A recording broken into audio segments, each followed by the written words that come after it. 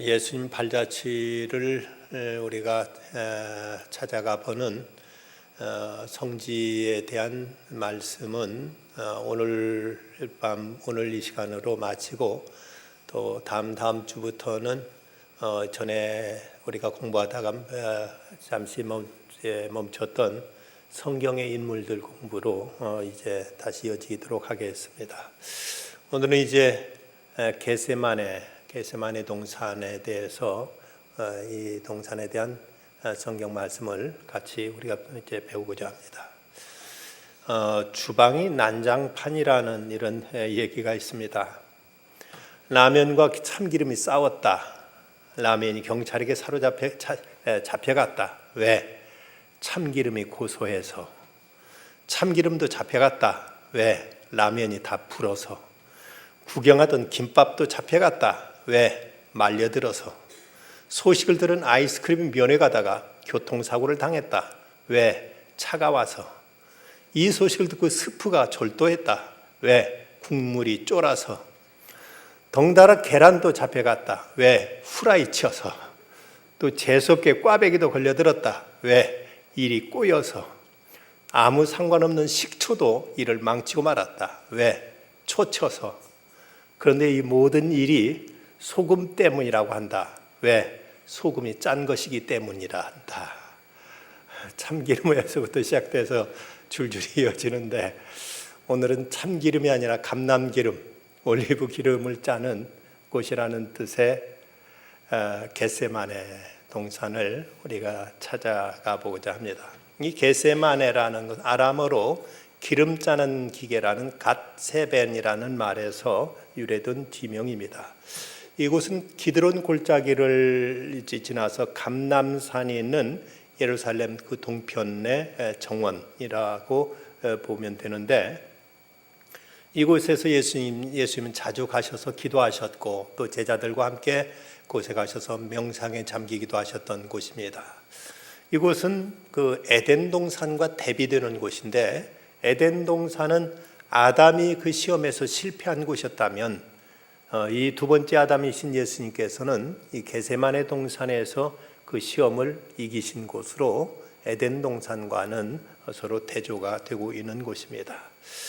겟세마네 동산에서 예수님 기도하실 때 유대인들은 거의가 다 일어서서 손을 들고 하늘을 우러르면서 기도하는 것이 일반적인 기도의 모습입니다. 그런데 예수님은 이곳에서 바위에 엎드려서 기도하심으로 이런 무릎 꿇고 엎드려 기도하는 기도가 기독교인들에게 이로 인해서 새로운 기도의 어떤 그 자세, 어떤 기도의 어떤 형태로 이렇게 시작된 것이 아마도 예수님께서 이 겟세마네 동산에서 무릎 꿇고 기도하신 이 때문으로 그 기원을 거기서들 찾고 있습니다. 이 전통적으로 이 장소는 기드론 시내를 건너서 여리고로 가는 다리 동편에 있는 곳인데, 주후 7세기 경점으로 추정되는 올리브 나무가 그곳에는 이제 있습니다. 그 중에는 이제 7세기라고도 알려져 있고 어떤 경우는 예수님 당시 있었던 올리브 나무라고 보기도 합니다. 거기서 큰 올리브 나무가 8그루가 있는데, 이때 원래는 그곳에 이 올리브 동산이었었는데 로마의 장군 티투스가 예루살렘을 침공했을 때 모든 나무들을 다 잘라버리고 이제 없앴는데 그 중에 8그루가 남아서 그것이 지금까지도 그 나무가 그대로 이제 살아있다고 이렇게 이제 보기도 합니다. 이 동산은 약 50평방미터 정도로 그렇게 넓지 않은 곳입니다. 이곳에 1848년 프란치스코 수도사들에 의해서 이제 담장이 쳐져 있고, 요세푸스와 제롬은 이제 이곳이 원래 예수님 기도하신 곳이라고 이렇게 보지만, 그러나 성서학자들 가운데서 톰슨이나 로빈슨, 바클레이 같은 성서학자들은 그곳에서 약간 떨어진 그 다른 곳으로 보고 있고, 그곳에는 이제 교회가 세워져 있는데, 이곳에 있는 이제 교회는 만국교회라고, Church of All Nations, 만국교회라고 이런 이름이 붙어 있는데, 이 교회는 1924년에 세계 16나라에서 그 성전 건축 기금을 모아 가지고 여기 이제 성전을 집니다. 그래서 16나라의 국기가 그 천장 지붕의 도면은 그 그림이 이제 그려져 있는데, 이 교회는 성지에서 제일 아름다운 교회 중에 하나로 이렇게 알려져 있습니다.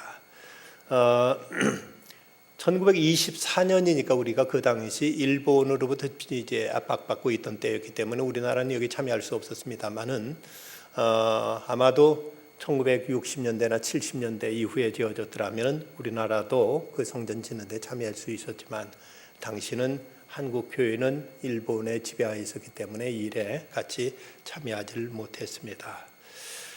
이곳에서 예수님께서 그야말로 피눈물 나는 그런 가장 이제 눈물처럼 이제 예수님께서 그 피땀 흘리시면서 그러면서 예수님이 기도하신 곳이 바로 이 겟세마네 동산입니다. 전에 한 20년 전에 제가 그곳에 가봤을 때 그곳에는 바위와 함께 예수님이 그곳에 엎드려서 하나님 앞에 통곡하면서 기도하셨던 그 장면을 이제 연상했을 때 어쩌면 가장 감동적이고 예수님께 온 인류를 위해서 이곳에 이렇게 절규하시면서 예수님께 부르짖어 기도하셨나 하는 생각했을 때 가장 가슴에 뜨겁게 와닿았던 곳이기도 하였습니다. 우리가 살아가다 보면 이런저런 많은 고난, 여러 가지 고통들이 이렇게 저렇게 늘 우리에게 이제 찾아와서 우리에게 이제 부딪히기도 합니다. 이 고통의 문제는 누구도 예외가 없습니다. 어떤 사람도 이 고통과 무관하게 살아가는 사람은 아무도 없습니다. 그리고 그 고통이라는 것은 한 번 당했으면 그것이 끝나는 것이 아니라 계속해서 이렇게 저렇게 늘 우리에게 많은 고통과 시련이 늘 우리 인생사에 항상 다반사로 일어나고 있는 것이 우리 인간의 어떤 실존의 문제가 아닌가 하는 이런 생각을 갖습니다. 그러다 보니까 그 일반적으로 사람들이 당하는 고통 가운데 상당히 견디기 어려운 심한 고통 중에 하나는, 여자분들이 당하는 고통은 아마 제일 힘든 고통 중에 하나가 아마 또 해산의 고통이 아닐까 싶고, 남자들은 군 생활이 또 가장 힘든 일들 중에 일 가운데 하나라고들 생각들 하고 있습니다. 이런 보편적인 고통들, 그러니까 군대 생활을 3년 해놓고 30년 우려먹는다고 할 만큼 그때의 파란만장한 처절한 이런저런 많은 고통이 있기 때문에 군 생활에 대한 남자들은 그 얘기가 나왔다면 끊일새를 모르고 계속 이어지는 걸 볼 수 있습니다. 그 군대 생활에 힘든 것을 풍자한 이런 얘기도 있습니다. 잠들만 하면 기상, 밥 먹을만 하면 식사 끝, 애인이 면회라도 오면 외박 금지, 놀만 하면 휴식 끝, TV 좀 볼라 치면 동작 그만, 정들만 하면 전출, 휴가 갈만 하면 비상사태, 야간에 편지 좀 보려면 소등, 놀려고 하면 개인 활동 금지, 고참이 돼서 이제 겨우 군대 생활 좀 편하게 하려 치면 제대. 늘 이제 군대 생활이 늘 항상 이런 힘들고 고달픈 이제 그 생활의 연속이라서 이런 얘기까지 생겼습니다. 이 군대 생활만이 아니라 우리들이 살아가는 인생 자체가 이렇게 힘들고 어려울 때가 많이 있습니다. 그래서 성경은 말씀하기를, 사랑하는 자들아, 너희를 연단하려고 오는 불시험을 이상한 일 당하는 것 같이 이상히 여기지 말고 오히려 너희가 그리스도의 고난에 참여한 것으로 즐거워하라. 우리가 불시험, 뜨거운 불 속에 들어가는 듯한 이런 고통과 이런 시련이 우리에게 있다는 것이죠. 이럴 때도 낙심하거나 이럴 때도 우리가 너무 억울해하지 말라, 오히려 기뻐하라고까지 이렇게 말씀하고 있습니다. 그런데 예수님께도 이런 고통이 있었다는 것입니다. 예수님도 이런 겟세마네 동산에서 가서 예수님께서 땀이 핏방울처럼 이렇게 흘리면서 기도하신 걸 보면 얼마나 예수님도 이 고난 앞에 힘들어 하셨는가를 우리가 여실히 알 수가 있습니다. 오늘 보면 38절에 보면 예수님께서 말씀하시기를, 내 마음이 매우 고민하여 죽게 되었으니, 예수님이 내 마음이 매우 고민하여 죽게 되었다, 죽을 지경이다, 참 너무 힘들어, 나도 참 죽을 지경이라고 예수님께 말씀하실 정도인 걸 보면 얼마나 예수님도 이 고난 앞에 힘들어하셨고 이 문제에 대해서 큰 마음의 부담과 고통을 이미 가지고 계셨는가 하는 것을 알 수가 있습니다. 이 게세마네는 말이 기름 짜는 틀이란 뜻 말 그대로 어쩌면 예수님께서 이 게세마네 동산에 기도하실 때 예수님이 땀과 피가 기름 짜듯 이렇게 이제 쏟아진 것이 아닌가. 이렇게 예수님은 애가 타듯이 이곳에서 이렇게 간절히 기도하신 것이었습니다. 이런 그 고난이 우리에게 찾아올 때 우리가 어떻게 이길 수 있는가? 또 예수님은 어떻게 이 고난에 예수님은 대처하셨는가를 우리가 이 게세마네의 예수님의 기도의 모습에서 우리가 배워야 될 먼저 이제 첫 번째 교훈이 되겠습니다. 예수님은 이 고난 속에서 이런 괴롭고 힘든 이런 순간, 이런 자리에서 가까운 친구와 함께 이 고통을 나눔으로 이 고통을 먼저 이기려고 하셨습니다. 그래서 보면 37절에 보면 베드로와 세베대의 두 아들을 데리고 하실새 고민하고 슬퍼하셨다. 예수 12 제자 가운데서 다른 9 제자들은 예수님께서 이제 따로 떼어놓고 그리고 그래도 그 중에 제일 잘 통한다고 할 수 있었던 베드로와 요한과 야고보 이 세 제를 가까이 두시고 너희들 나와 함께 깨어있어 나와 함께 기도하자 하고 말씀하시면서 예수님이 그 괴로운 심정을 함께 나누기를 원하셨던 것입니다. 이 속담에 기쁨은 나누면 나눌수록 배가 되고 또 고통은 나누면 나눌수록 반감된다는 말이 있죠.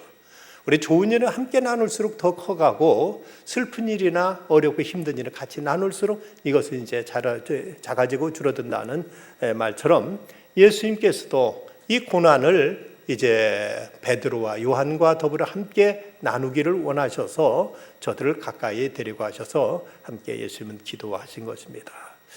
어느 잡지에 보니까 당신은 속 상할 때 어떻게 하는가 하는 이런 질문을 이제 가지고 설문조사했던 적이 있었습니다. 여기에 대한 그 세대별 대답을 보면 20대는 취할 때까지 술 마시거나 디스코장에서 춤을 추고 또 노래방에 목이 터질도록 노래를 부르고 자동차로 드라이브하고 친구를 만난다는 대답. 30대 40대 거의 비슷한데 술을 마시거나 집을 나가버린다. 드라이브를 하는 노래방하고 또 친구 만난다는 대답이었습니다. 그런데 그런 방법으로 해서 속상한 것이 풀렸느냐 하고 물었더니 그 여기에 대한 대답은 밤새도록 술만 마시고 속병만 얻었다. 속상해 참을다가 딱지만 뗐다는 대답들이었습니다. 이런 것들이 그렇게 이제 좋은 해결책이 되지 못했다는 것이지요. 그래서 당신의 선택 중 가장 좋은 방법이 무엇이냐 물었더니 나를 가장 잘 이해해 주는 친구와 함께 내 속을 털어놓고 내 상한 마음을 그에게 이제 풀어놓으면서 같이 고민을 나누는 것이라고 이런 대답이 나왔습니다. 거기다 한 가지 질문을 덧붙였는데 그럼 당신이 그런 친구가 있느냐 하고 물었더니 대다수가 이런 친구가 없다는 이런 슬픈 대답들이었습니다.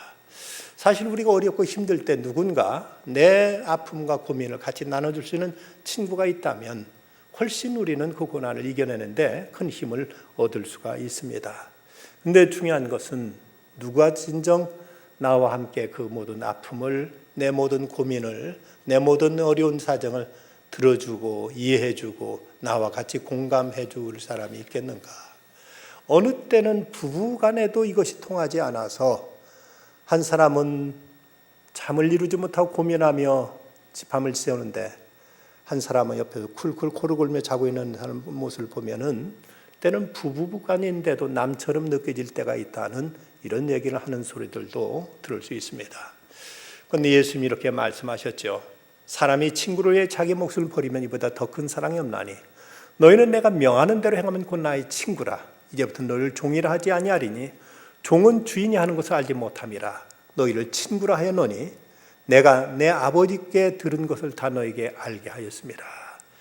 예수님은 친히 우리의 친구가 되어주셔서 우리들의 모든 사정들, 우리들 모든 고민과 아픔들 다 들어주시고 받아주시겠다고 주님은 말씀하셨습니다.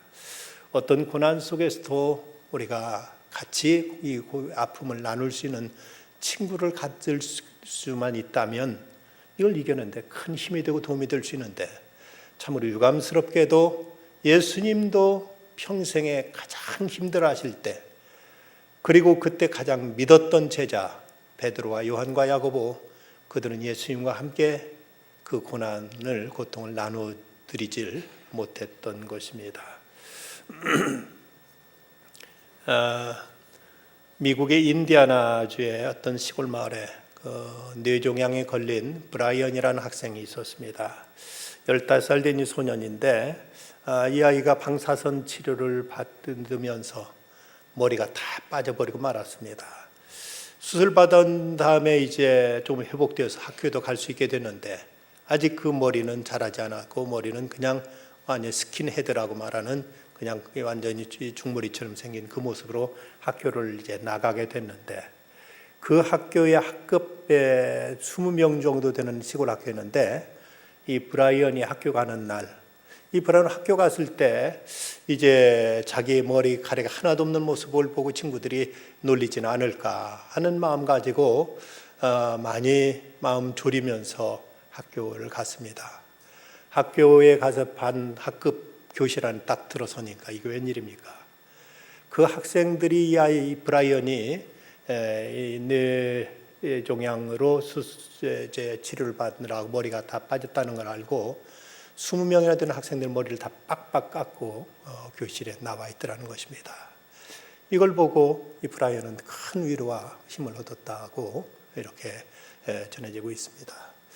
그 미국의 조지 부시 대통령, 아버지 부시 대통령도 얼마 전에 보니까 자기 경호원 아들이, 자기를 경호해 주던 경호원 아들이 이 뇌종양에 걸려서 머리를 전부 다 빠진 것을 알고는 그 아이를 격려해 주기 위해서 이 조지 부시 대통령도 머리를 다 깎았던 모습이 진짜 얼마 전에 해외 뉴스에 보도된 적이 있었죠. 이렇게 아픔을 같이 해줄 수 있는 친구, 같이 우리들의 어려움을 함께 나눌 수 있는 친구가 있다는 것은 큰 축복이 아닐 수 없고, 그럴 수만 있다면 우리가 많이 이것을 이겨낼 수 있을 것입니다. 그런가 하면 예수님은 이 고통을 기도를 가지고 통해서 이기길 원하셨습니다. 39절 말씀 보면, 조금 나아가사 얼굴을 땅에 대시고 엎드려 기도하여 이르시되, 내 아버지여, 만일 할만하시거든 이 잔을 내게 지나가게 하옵소서. 그러나 나의 원대로 마시옵고 내 아버지 원대로 하옵소서 하고 예수님은 기도하셨습니다. 이 극심한 고통, 견딜 수 없는 이 십자가를 앞에 두신 예수님의 그 참담한 마음, 이것을 예수님은 하나님 앞에 아뢰고 기도하심으로 이걸 이겨내려고 하신 것입니다. 조렌이라는 기독교 철학자는 기도에 대해 정의하기를, 기도란 하나님 앞에 홀로 서는 단독자의 체험이라고 이렇게 기도에 대해 정의했고, 또 제임스 휴스턴은 기도에 대해서 정의하기를 기도는 하나님과의 우정이라고 이렇게 말했습니다. 하나님과의 우정, 하나님과 프렌드십, 하나님과 같이 친구처럼 나누는 이런 것이 기도다고 이렇게 표현한 걸 보면, 우리는 기도를 통해서 하나님 앞에 내 모든 사정들, 내 모든 아픔, 내 모든 괴로운 심사, 내 답답한 심정을 그대로 주님 앞에 털어놓고 아뢰고 기도함으로써 이런 우리들의 많은 고통을 이겨낼 수 있고, 또 하나님의 위로와 또 하나님이 도우시는 손길을 체험할 수 있습니다. 우리는 기도가 꼭 어떤 미사역으로 어떤 듣기 좋은 말로 유창하게 해야만 되는 걸 생각하지만, 어느 때는 그야말로 밤새 주여 한마디밖에, 아니면 아버지 한마디밖에 못하고 밤을 지새울 때도 있지요. 그저 하나님은 우리가 한마디 부르짖는 그 신음소리가 다 아시고, 왜 우리가 이제 아파하는지 힘들어하는지 하나님은 모든 다 해내고 계신다는 사실이죠. 다른 사람이 들으면 다 똑같은 울음 같지만, 엄마는 아이가 울면 이 울음이 어떤 울음인지를 알죠. 배고파서 우는 건지, 기저귀를 안 가려줘서 우는 건지, 어디가 아파서 우는 건지를 다 아는 것처럼, 하나님도 우리가 주여 하는 한마디만 외쳐도 불러도 무엇 때문에 우리를 아시고, 또 하나님은 우리 아픔, 우리 고통 속에 찾아오셔서 우리와 모든 아픔을 함께 나누시고 또 우리를 위로해 주고 어루만져 주시는 하나님이심을 우리가 이제 알아야 될 것입니다. 조셉 베일리는 내 인생의 성실하는 이제 이 기도문에서 이렇게 말하고 있습니다. 눈물로 주님께 부르짖나이다. 말로 할 수 없어서 눈물로 불부짖나이다. 두려움, 고통, 슬픔, 실패, 상처로 인해 말을 잃었으나 내 말없는 기도를 당신은 알고 계십니다. 당신은 들으십니다. 주님, 내 눈물을, 내 모든 눈물을 씻어주소서. 먼 훗날 그리 마옵시고 지금 여기서 닦아주소서. 누구도 내 사정 다 이해해 줄 사람 없고 누구도 내 아픈 심사를 다 이제 짐작도 못하고 있지만 그래도 우리가 하나님 앞에 나오면 하나님 아시지요. 하나님 아시지요. 한마디만으로도 이 한마디만 주님 앞에 아를지라도 하나님은 우리들의 모든 심사를 헤아리시고 당신의 크신 자비로 우리를 감싸주시고 품어주시고 어루만져 주시는 주님이십니다. 유대인들은 일반적으로 다 서서 손들고 기도하는데 예수님은 엎드려서 기도하신 걸 보면 얼마나 이때 예수님 마음이 참 참담하셨을까. 그리고 예수님이 기도하신 장면에 대해서 히브리서 5장 7절에 보면 그는 육체에 계실 때 자기의 죽음의 능히 구원하실 이에게 심한 통곡과 눈물로 간구와 소원을 올렸고 그의 경건하신 말미암아 들으심을 얻었느니라. 예수는 심한 통곡과 눈물로 기도하셨다고 성경은 이렇게 증언하고 있는 걸 보면 예수님의 이때 기도가 과연 어떤 기도였을까? 그저 점잖하게 그냥 예수님께서 그 모든 것 다 논리적으로 이렇게 하나님 앞에 이제 선은 뭐고 후는 어떻고 이렇게 아리신 것이 아니라 예수님 격한 감정으로 심한 통곡과 눈물로 아르셨다고 말씀하고 있는 걸 보면 우리의 기도가 어떤 형식이 때로 필요도 하지만 그러나 꼭 어떤 형식을 떠나서 내 있는 마음 그대로 내 전 상황 그대로 주 앞에 털어놓고 하려는 기도가 때로는 더 하나님의 마음을 움직일 수 있는 더 진실한 기도일 수도 있는 것입니다. 또한 예수님은 하나님 뜻의 모든 걸 맡김으로써 고통을 해결하십니다. 예수님이 처음에 하나님께 기도하실 때 마가복음에 보면 될 수 있는 대로 이 때가 자기에게 지나가기를 구했다고 마가복음 11장 35절은 기록하고 있는데 그런데 이제 오늘 말씀에 보면 내 아버지여 말할 만하시거든 이 잔을 내게 지나가게 없소서라고 예수님이 기도하시죠. 할 만하거든 이 잔이란 바로 죽음의 잔이요 고난에 쓴 잔입니다. 참으로 예수님께서도 견디기 어려운 힘든 고통의 잔이신데 이걸 지나가게 해달라고 기도하시다가 39절 후반부에 보면 그러나 나의 원대로 마시옵고 아버지 원대로 하옵소서 하고 전적으로 하나님께 위탁하심으로 하나님께 그대로 모든 걸 맡기심으로 예수님은 여기서 이 고통을 이겨내시는 모습을 볼 수가 있습니다. 우리가 어떤 때는 고통을 피하려고 하다 보면 더 큰 부담과 그 고통 속에 사로잡히지만 차라리 그대로 감수하고 보면 그대로 그 모든 걸 내려놓고 보면 오히려 새로운 하나님의 우리 감당할 힘도 그리고 그 고통 속에 주시는 위로도 더 우리에게 더 뜨겁게 다가오고 우리에게 더 절실하게 부딪히는 것을 우리가 경험할 수 있습니다.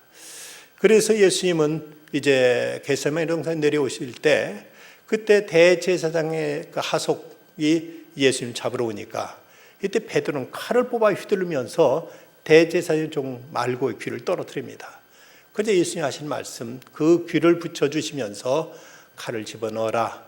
아버지께서 내게 준 잔을 내가 마시지 않겠느냐.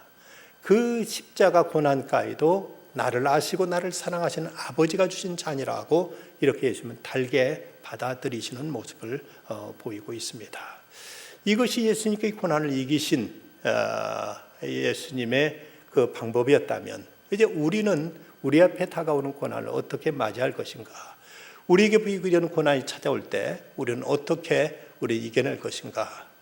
우리도 먼저 이 고난은 누구에게나 언제나 있을 수 있다는 사실을 인정해야 됩니다. 예수님께도 고난이 있었습니다. 고난 그 자체가 저주가 아닙니다.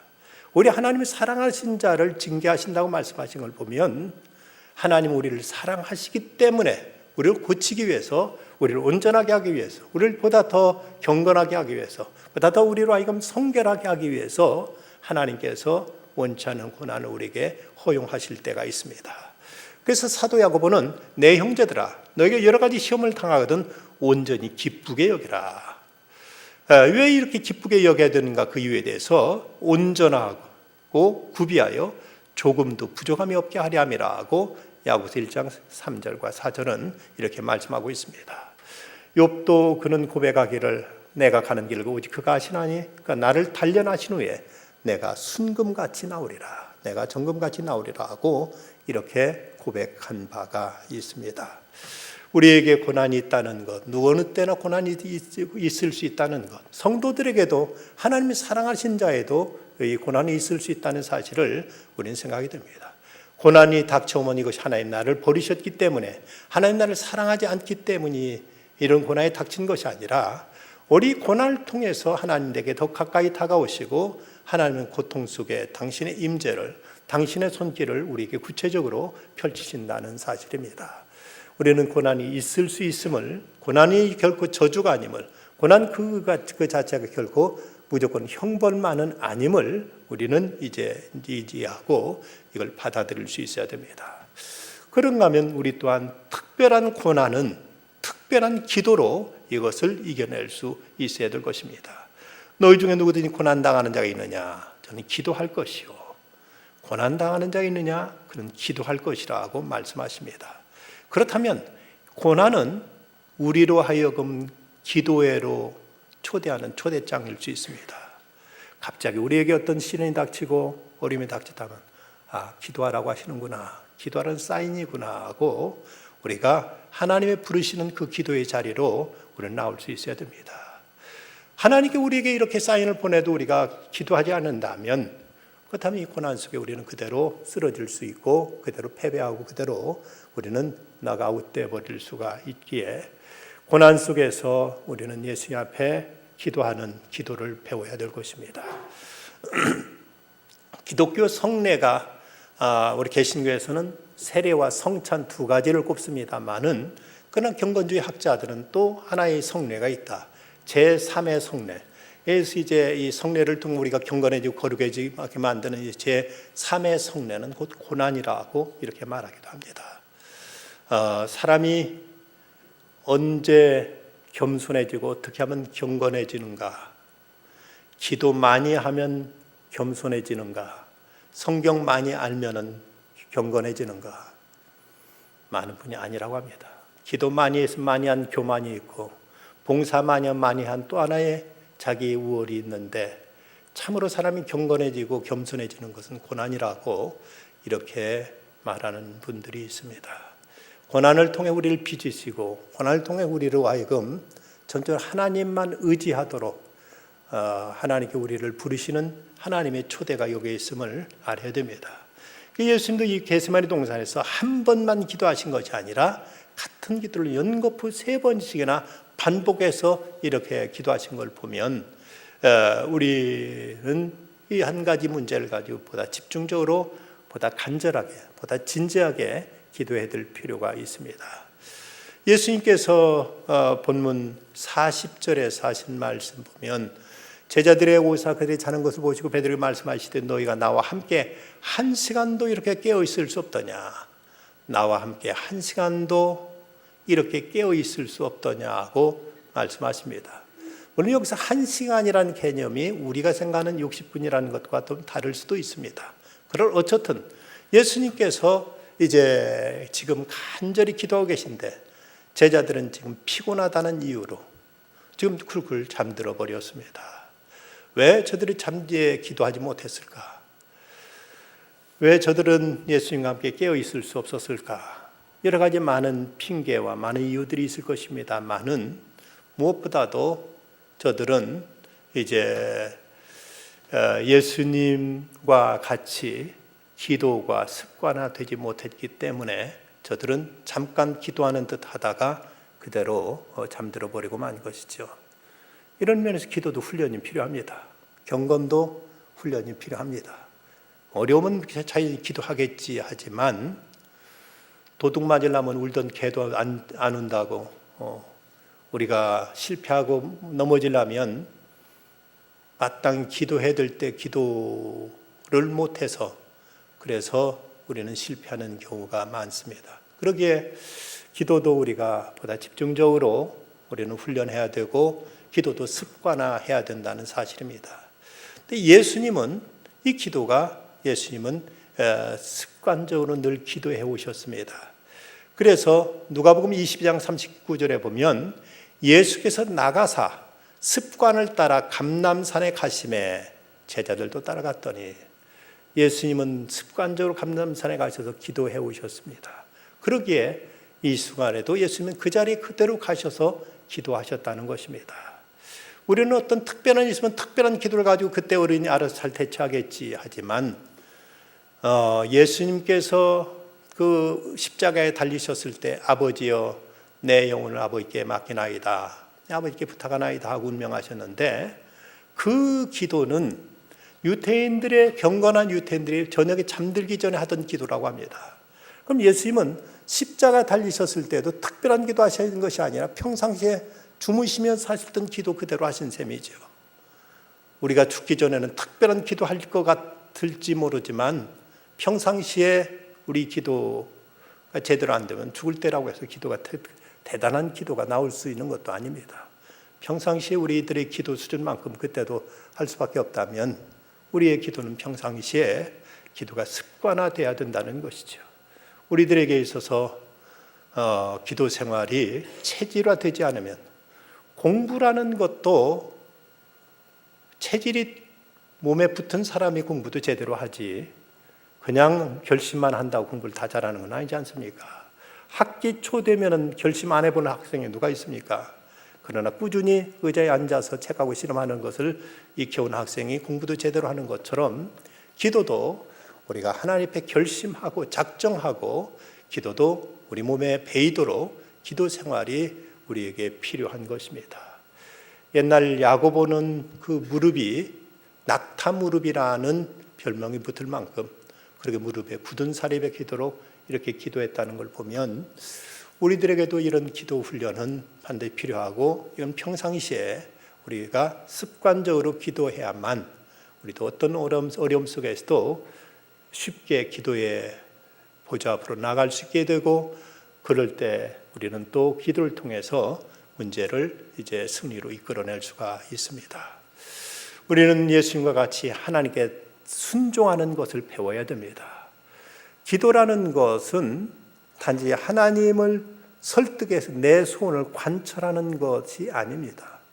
기도는 하나님의 뜻이 내 안에서 이루어지는 것, 하나님의 뜻을 알고 그 뜻을 수용하고 그 뜻을 달게 받아들일 수 있는 이런 믿음의 결단이요, 이런 믿음의 자세가 바로 기도의 아름다운 자세라고 말할 수 있습니다.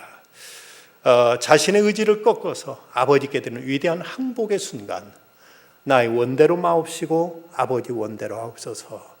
이 기도를 예수님이 3번이나 반복하신 걸 보면 어쩌면 예수님도 이 기도가 쉽지 않았기 때문은 아닐까. 예수님도 십자가를 이제 진다는 거 얼마나 이것이 고통스럽고 힘든 것을 아셨기에 예수님이 이 기도를 3번씩이나 무려 거푸 반복하시면서 기도하신 걸 보면 예수님도 예수 하나님 뜻을 받아들인다는 문제, 이 문제에 대해서 그만큼 이제 정중하게 이제 무게 있게 여기에 간절하게 예수님은 이렇게 하나님 뜻을 이제 받아들이는 일에 결단이 필요하셨던 것으로 보여집니다. 사도 바울은 아버지 하나님의 뜻만이 가장 선하고 기뻐할 만한 온전한 뜻이라고 말하면서 너는 이 세대를 본받지 말고 오직 마음을 새롭게 함으로 변화를 받아 하나님의 선하시고 기뻐하시고 온전하신 뜻이 무엇인지 분별하도록 하라고 이렇게 말씀했습니다. 하나님의 뜻은 선하시고 온전하시고 또 기뻐하시는 뜻이다.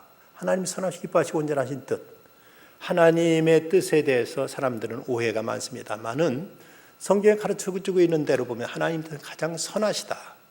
기쁘신 뜻이다, 온전하신 뜻이라고 하나님의 뜻을 이렇게 정의하고 있는 걸 보면, 하나님의 뜻이 내게 이루어지는 것이 내게 대박이고, 이것이 성공이고, 이것이 축복이고, 이것이 승리지, 하나님을 잘 설득해서 하나님 앞에 울고 불고 떼쓰고 금식하고 하나님한테 뭐 겁주고 이렇게 해서 하나님도 내 뜻대로 하도록 이렇게 만들어 버리는 것이 기도 잘하는 것으로 안다면 대단히 큰 난센스입니다.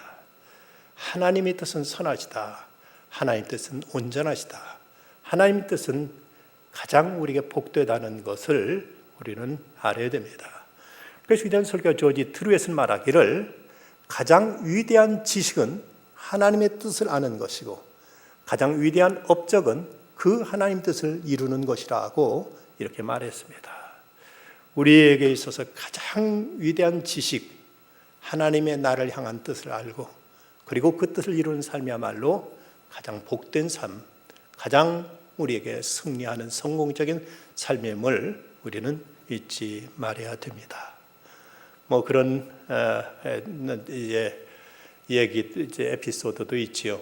어떤 신부님이 마차 타고 가는데 양쪽에 한편에는 나이 드신 수녀님, 한쪽에는 젊고 예쁜 수녀님이 타고 있는데 마차가 흔들릴 때마다 나이 든 수녀님 쪽으로 몸이 쏠리면 주여 시험에 들게 하지 마옵소서 하고 기도하고, 젊고 예쁜 수녀한테 부딪히면 주여 뜻대로 하시옵소서 하고 기도하는데, 그 뜻대로라는 게 도대체 뭡니까? 그 뜻대로라는 것은 자기 뜻을 하나님 뜻으로 호도하는 이런 사기는 치지 말아야지요. 내가 다 내 스스로 결정하고 내 스스로 모든 걸 선택해 놓고 주여 믿습니다 100번 하는 것이, 그것이 아니라 하나님의 뜻, 그 뜻이 가장 선하고 그 뜻이 가장 복됨을 우리는 알아야 됩니다. 가장 위대한 기도는 하나님의 뜻을 찾는 것이고, 가장 위대한 삶은 그 하나님 뜻을 받아들여 행하는 것이 가장 위대한 삶인 것입니다. 주기도문에도 보면 뜻이 하늘에서 이룬 것 같이 땅에서 이루어지이다 하고 이렇게 기도를 가르쳐 주신 예수님의 그 기도처럼, 예수님이 가르친 그 기도처럼 하늘의 뜻이 내게 이루어지기를 소원하고 이것을 위해서 기도해야 될 것입니다. 하나님의 뜻이라고 하면은 혹시 하나님은 나를 저 아프리카 깜둥이들 그곳으로 선교사를 보내시려는 것이 아닌가?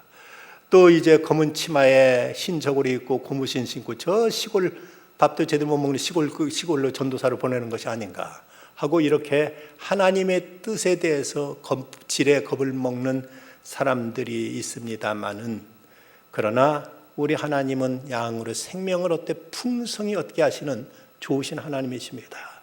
결코 하나님 뜻 우리를 골탕 먹이시고 우리를 고생시키게 하는 것이 하나님 뜻이 아니라는 것이죠. 너희를 향한 나의 생각 내가 하느니 이것은 재앙이 아니라 평안이요 장래에 소망을 주는 것이라고 예레미야 29장 11절을 말씀하고 있지 않습니까?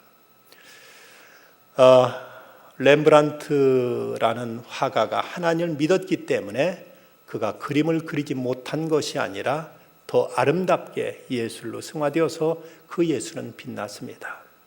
단테의 신곡은 하나님의 영감으로 가득한 글이 되었습니다. 도스토옙스키는 우리 하나님께서 그와 함께 하심으로 불후의 명작을 쓸 수 있었습니다. 그의 평생 소원은 성경 같은 책을 하나 쓰고 싶다. 내 피를 잉크로 삼아서 나의 펜대에 발라서 성경 같은 책을 쓰고 싶다는 것이 그의 가장 간절한 소원이었고, 이렇게 기도한 다음에 그가 써낸 작품이 까라마조프의 형제들이었습니다. 하나님은 우리들을 비참하게 만드신 분이 아니라 우리를 풍성하게, 우리를 복되게, 우리를 충만하게 하시길 원하시는 것이 하나님 뜻임을 안다면은 우리는 이 하나님의 뜻이 이루어지기를 소원하고 그 뜻 앞에 내 자신을 내어놓을 때 이것이 진정한 승리요 고난을 이길 수 있는 참된 비결임을 우리는 알아야 될 것입니다. 인도 선교문을 했던 윌리엄 캐리는 32살의 젊은 나이로 영국을 떠나서 인도로 가서 선교사 생활한 동안 숱한 고생을 했습니다. 40년 동안 선교하는 과정에서 아내는 정신병자가 되었고 너무 많은 선교 식구들을 먹여 살리는데도 경제적인 부담과 고통이 컸습니다. 뿐만 아니라 수십 개의 방언으로 이제 성경을 번역한다는 것은 너무나 그에게 힘든 과제였습니다. 그럼에도 불구하고 그는 낙심하지 않고 하나님의 사역에 몰두했습니다. 이런 그의 불굴의 의지를 보고 누가 그에게 물었습니다. 도대체 그 투지의 비결이 무엇이냐? 무엇이 당신과 이런 어려움 속에서도 굴하지 않고 이렇게 매진해 나가는 그 투지의 비밀이 뭐냐? 하고 물었을 때 이때 윌리엄 캐리가 이런 유명한 대답을 합니다. 하나님의 뜻, 그 이상도 아니고 그 이하도 아니고 다른 그 어떤 것도 아니다. The will of God, nothing more, nothing less, nothing else. 하나님의 뜻, 그 이상도 그 이하도 다른 어떤 것도 아니다. 그것이 하나님의 뜻이라는 확신이 있었기에 그는 끝까지 이 일을 감내해냈고 이뤄냈고 그는 끝까지 그는 버텨낼 수 있었습니다. 하나님의 뜻이라면 할만하지 않습니까? 좀 힘들어도, 좀 어려워도, 좀 이 때문에 어떤 희생이 지출된다 하더라도 이것이 하나님의 뜻이라면 해야 되고 할 수 있고 하는 것이 축복이 아니겠습니까? 평생을 내 뜻대로, 내 마음대로, 내 성질대로, 내 기분대로 살다가 그러나 내 인생이 과연 어떻게 끝날 것인가? 예수님께서 마지막으로 기도하셨던 그 가장 부러운 기도, 아버지여, 아버지께 내게 허락하신 뜻을 다 이루어 아버지를 영화롭게 하여 싸우니. 요한복음 17장 4절에서 예수님께 기도하셨던 것처럼 우리도 그렇게 마지막 순간에 하나님 앞에 아뢰고 갈 수 있다면 얼마나 우리 삶에 복될 수 있을까? 예수님은 그 십자가라는 그 고난 앞에서 참으로 어찌 보면 정신착란으로 이렇게 날 것 같은 이런 엄청난 고통과 두려움 앞에서 예수님은 누군가와 함께 나누기를 원하셨고, 그리고는 기도로서 이 문제를 하나님 앞에 매달리셨고, 그리고 하나님의 뜻을 찾고 물었더니 하나님의 뜻을 받아들이심으로, 그래서 예수님은 부활의 영광을 누리셨고 만왕의 왕이 되실 수 있었습니다. 우리 또한 하나님의 뜻, 그분의 뜻을 묻고 그리고 그 뜻을 받아 순종함으로 우리 삶을 가장 복되게, 풍요롭게, 아름답게, 알차게, 충만하게 채워갈 수 있는 우리들의 삶이 되어야 되겠습니다. 기도하십시다. 거룩하신 하나님, 예수님께서 십자가 지시기 전날 겟세마네 동산을 그렇게 간절히 땀이 핏방울처럼 흐르시면서 아버지 할만하시거든 이 잔을 내게 지나가게 하시옵소서 하고 부르짖어 기도하시던 그 기도를 생각합니다. 주님, 그 고난 속에서도 끝까지 하나님 뜻을 찾으셨던 예수님의 그 기도를 배우게 하시고 또 그 순종을 저희도 본받게 하셔서 하나님 거룩하신 뜻 앞에 저희들도 이제 그 뜻을 깨달아 그 뜻을 지켜 준행함으로써 하나님 뜻을 청취할 수 있는 저희들의 삶이 되게 하시고, 그리하여 참으로 그 세상 무엇으로도 얻을 수 없는 참된 보람과 만족을, 그 기쁨을, 그 평안을 누릴 수 있는 저희들 다 되게 하여 주시옵소서.